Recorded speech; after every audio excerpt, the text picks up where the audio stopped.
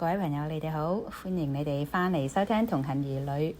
今日咧又已經6月啦，6月咧對我哋香港人嚟講咧，真係好多值得紀念同埋唔可以忘記嘅日子。咁當然啦，今年係我哋嘅5週年反送中嘅5週年啦。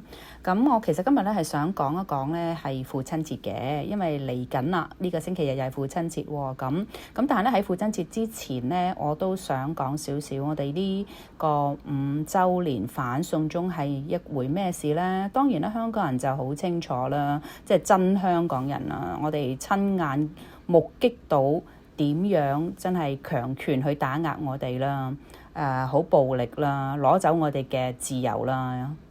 但係咧，我知道好多朋友咧，到身邊嘅朋友啦、美國人朋友啦，都唔係好清楚發生咩事噶啦。So for those who don't really understand, what had happened in 5 years ago, actually today, not today, I mean this month, in June, which is the 5th anniversary of the protests for Hong Konger to fight for, ask the government to take away, to remove the imposed extradition bill. So basically, in June 9, which is we had 5 years ago, we had about 1 million people protest. And then in June 16, we have nearly 2 million people have taken part in a mass protest in Hong Kong to against this extradition bill that imposed by the Chinese government. And well, that's the founding cause, of the protest. But however, other causes have been pointed out, such as we demand for what we had been, for over 100 years, like democracy, freedom of speech, freedom of press. But, since China, the communists take over Hong Kong, the freedom of Hong Kong has been, slowly eroded by the dictators. They didn't follow, their promise. I think we need to talk a little bit back, since 1997, Hong Kong returned to China, because in 1984, they signed this, we call it the Sino-British Joint Declaration. It was a treaty between the governments of the United Kingdom and China. They signed in 1984. It is a setting the condition, is a promise, right? And in which Hong Kong was transferred to Chinese control, but for the governments of the territory after July 1st, 1997. But they promised Hong Kong would maintain its existing governing and economic system, which is separate from that of mainland China, under the principle of one country, two system. This is the blueprint would be elaborated on in the Hong Kong Basic Law. And the central government's policy for the territory were to remain unchanged for a period of 50 years after 97. But unfortunately, maybe, we Hong Kongers, we are too naive, or we are too civilized, or too optimistic, because we follow through. We trust the law. But unfortunately, China didn't follow through. They violate the contract. The Sino-British contract that they signed in 1984 in front of all nations. So what are the human rights issues right now in Hong Kong? Well, unfortunately, arbitrary arrest and detention. They can arrest you. They can, put you in jail without bail. And you don't need to make any mistake, or you didn't say anything wrong. If they don't like you, they don't like you. And they are very possible, it happened actually, to make up a story to make you criminal. So be careful. Many people ask me, so is it a good time to visit Hong Kong? So according to the U.S. government, I have the record here. Yes, as of June 2023, the U.S. State Department's travel advisory for Hong Kong, SAR, which means Special Administrative Region, is level 2. Yes, the travel advisory right now is level 2. What does it mean? It means travelers should exercise increased caution due to the arbitrary enforcement of local laws. Yes, that's the situation right now. Not just to pray, but to speak up, to fight, and to find out more, because the danger is not just in Hong Kong. The infiltration is already here in the United States and around the world. Okay, guys, let's come back to Father's Day. I want to share a story about a father. 其實咧喺上個月咧講咗關於母親節嘅嘢啦。咁咧，我知道好多人都話咧，即係啲孩子咧就親媽媽多啲嘅。咁咧變咗母親節咧，就好多人咧都會係同媽媽去慶祝啦。但父親節咧，好似咧就冇咁熱鬧喎，係咪啊？啲人咧有咗咁嘅印象啦。咁我都明白嘅，唔係人人咧同佢個父親或甚至乎母親嘅關係係好嘅。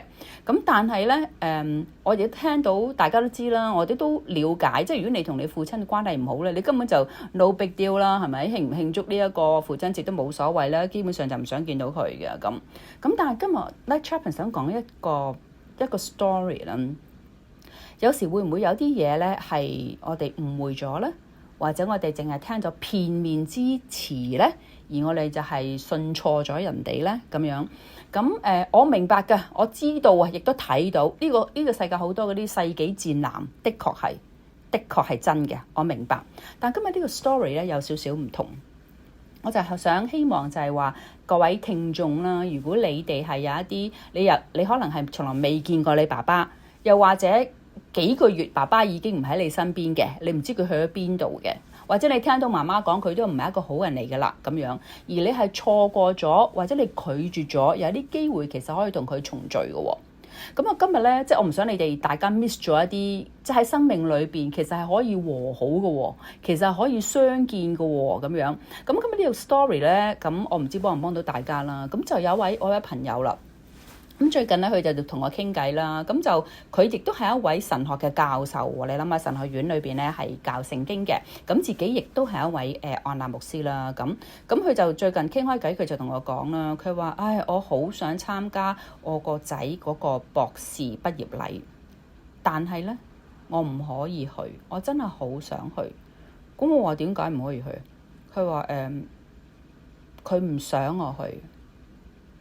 即係佢唔想見到，即係呢個仔唔想見到佢啦咁後來佢先至傾開啦，咁佢就慢慢就咁講啦。佢就話其實佢同佢太太咧，即係好耐之前離咗婚㗎啦。我諗個仔都成30歲咁樣啦。咁佢同佢太太咧離婚嘅時咧，個仔啊係個 BB 嚟嘅啫喎，係得8個月大嘅。OK， 咁分開咗之後咧，可能個媽媽咧就不停喺個仔面前講爸爸啲唔好嘅嘢啦，係咪？咁直至到咧咁多年嚟咧，個仔係唔想，即係憎個爸爸嘅，係啦。咁變咗咧個爸爸好努力嘅喎，其實即係錢就個月俾啦，即係呢個咩贍養費啊咁。其實佢都有權見個仔嘅，但係咧就係個媽媽咧就係造謠啦，即係唔知講啲乜嘢嘢啦，咁樣就令到個仔係慢慢遠離個爸爸咁樣咯，係唔中意個爸爸，唔想見到佢。但好可惜嘅咧，就係個爸爸係冇放棄嘅，無論佢小學畢業、中學畢業、大學畢業、碩士畢業，佢好慘。佢同我講，佢話其實到佢中學畢業嘅時咧，佢係偷偷去過畢業禮。佢只可以匿埋喺側邊，偷偷好遠咁樣望下自己個仔。即係佢冇放棄過，佢好努力過。但係嗰個1年又1年30年啦，都被拒絕嗰個感覺，同埋佢知道當中好多誤會，佢好錫個仔嘅。好啦，咁我想問下大家啦，其實點解如果你係嗰個仔，你爸爸離開你嘅時候，其實你係8個月啫嘛？你有冇印象呢？其實爸爸係冇機會同你相處過，你係見唔到或者睇唔到，你只係聽到可能係你阿媽講嘅爸爸嘅不是。咁其實咁樣對個爸爸又公唔公平呢？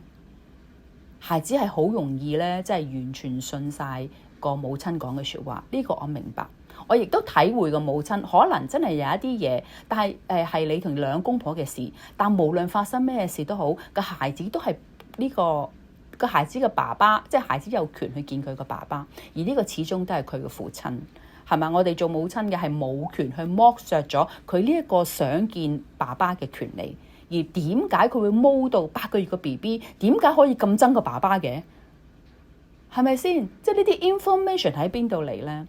所以我覺得係好可惜嘅。所以各位朋友，我唔知道即係你同你父親嘅關係係點樣啦。但真係唔好浪費咗而家大家仲在生啊，仲喺呢個世上可以和好，甚至乎可唔可以俾個機會佢呢？或者你先聆聽下佢啊，睇下佢點講。係咪？你先聆聽，然後自己先去判斷，唔好係單方面聽一個人去講，而係一生一世咁樣呢，係剝削咗，即係破壞咗你同你爸爸本來可以和好嘅關係。其實係真係好可惜嘅，係啦。咁都唔知你哋身邊有冇呢啲嘅朋友啦。咁真係有時蒙在鼓裏啊，係啊，即係你信咗一套嘅時候呢，你就係剝削咗一個機會去認識你自己嘅爸爸，或者係其實好多機會係可以去重修個關係，又或者其實佢可能係冇做過啲對你唔住嘅嘢，可能即使你去同你媽媽有一啲嘅 conflicts 咁咯。咁 anyway 我自己都好appreciate 啦，因為即係睇到西人同即係華人好唔同㗎。即係唔會好覺得 shame 啦，即係離婚啫，有咩咁大不了咧？係咪？咁亦都唔怕去講嘅。咁但係華人就唔係啦，即係好似覺得好羞恥啊咁。咁趁呢度咧，我都要講一次。我10年前、20年前，我成日講呢一樣嘢，係冇人想離婚嘅。但離婚唔係失敗。OK， 好多人就我個婚姻失敗啊，我失敗咗啊 ，sorry。離婚咧嘅意思係你離開呢段婚姻 ，OK？ 你係失婚，記住喎，你失去段婚姻啊嘛，你係失婚，但你唔係失敗啊，你唔係失敗。好多人分開咗嘅人咧，其實佢哋係 try very best， 係已經盡晒你嘅能力噶啦，挽救唔到都冇辦法，總好過好多咧，係留低係一段咧關係裏邊留得住婚姻，卻失掉了愛情，更加受到尊重。好啦，今日咧就父親節啦，咁都希望大家會係成為彼此嘅鼓勵啦，都祝福一啲掛住自己孩子嘅，但又唔可以見到佢哋嘅父親啦。咁好多時咧，朋友咧就問啦，喂，男人最中意睇乜嘢啊？咁啲人就話梗係3樣嘢嘅啫。睇波、睇姐、睇波、睇車同埋及女咁。對唔住啊，呢個台咧就冇靚女及啦。咁睇波又有啲危險啦，因為你唔企起身唱國歌咧，都會俾人拉嘅。咁唯有睇車啦，好唔好啊？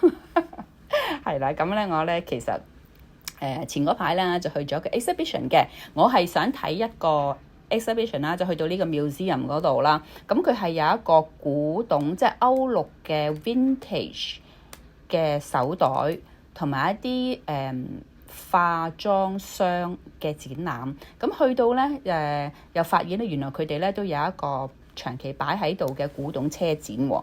咁呢度係邊度咧？就係佢叫做 Black Hawk Museum 啦。佢就喺 Danville 嘅，係啦，係 Danville 啦。咁有好多嘢睇嘅，我就拍咗好多嘢啦。但因為今日父親節咧，我就淨係益下啲父親先，就俾啲 classic car collection 大家睇下先啦。咁遲啲咧嗰啲女士嗰啲飾物啊，同埋啲古董手袋啊，或者化妝箱咧，我諗我要分下一次再播俾大家睇啦。因為咧，我點解會去咧？因為我見到佢嗰啲嗰個 file 裏邊咧有2個。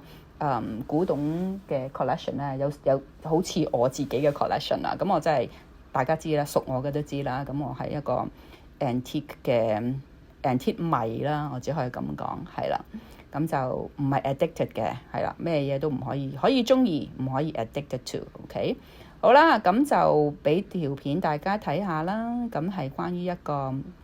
好靚啊！啲車真係好靚。咁咧by the way，佢呢一個 museum 咧，想提一提大家喎。佢哋今個星期日咁因為父親節啦，咁佢哋都有一個 extra 嘅車展嘅，咁咧就擺喺佢哋一個好大出邊嘅court yard嗰度啦。咁啲車咧係舊到咧可以係即係1886年嘅 Mercedes-Benz 都有啦，咁又有現代嘅2017年嘅Lamborghini 啦，咁係咯，所以中意係車迷嘅人咧都好值得去嘅呢個 museum，因為咧係可以一家大細去今次個嚟緊呢個父親節啦，咁佢哋就好早喎，好似係2點就 close 噶喎，所以你要早少少去啦。好啦，咁我就拍咗條片俾大家欣賞下呢啲咁名貴嘅古董汽車。補多句先，咁咧舊年嘅6月咧，其實我錄咗一條片咧，係借住 Mr. Harrison 嘅故事咧，係講我哋香港人點樣去面對6月、7月、8月呢3個月或者係4-5個月之後啊，嗰啲咁樣嘅創傷啦，咁樣嚇，咁我就會擺喺呢條片嘅片尾啦。你哋可以如果冇聽過嘅朋友，你咧就鼓勵大家聽下嘅，係啦。咁另外咧就係咧關於香港嘅 news 啦，即係外國嘅朋友啦，我就擺埋呢個 BBC 嘅有條片啦，咁你哋可以 click 入去啦，就睇翻當時反送中時期嘅 protest 嘅情景啦，同埋有啲訪問喺裏邊，我覺得條 link 我會擺埋喺下邊啦。咁另外咧嗰個 video 關於 Jimmy Lai 嘅 The Hong Kong 我都會擺埋喺嗰度啦。咁另外一條咧就係周幸彤嘅，佢係我哋嘅佢係一位barrister 啦，咁而家係喺監獄裏邊啦，都係為咗堅持呢一個民主自由啦，好多年啦，幾十年啦，咁咧就係無辜咁樣咧，而家被扣押嘅，咁好勇敢，係一個真嘅香港女兒。咁我將3條片都擺埋喺下邊嘅 link 裏邊，如果有興趣嘅朋友，麻煩你哋自己想認識多啲嘅，想知多啲嘅，自己 click 入去睇啦。好啦，多謝收聽，拜。